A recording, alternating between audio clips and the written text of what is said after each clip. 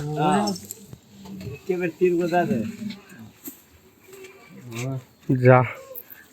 focus cameraman चल अरे तू हटेगा तब तो साइड थोड़ा सा हट कचरी तो आ रही है लोते प्याज काट के देना कचरी चल भागिल ने ये हाथ के आगे कर रहा अच्छा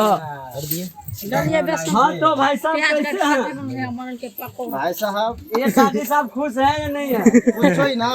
तो पूछो ही तो भैया मैं तो खुश हूँ आपको नहीं दूंगा गिफ्ट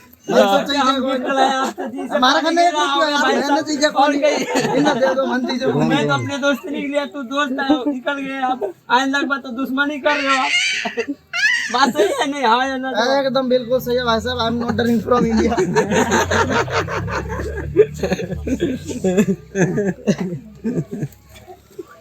हाँ तो मिस्टर नक्षत्र कुमार यू आर क्या कहना चाहते हैं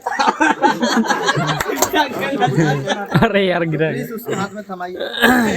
हाँ नक्षत्र कुमार हाँ भागले काम ये पहले शर्म से बैठा मैं जो पहले लगातार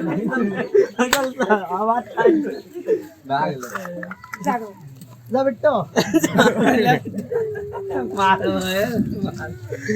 यार नामे भेलो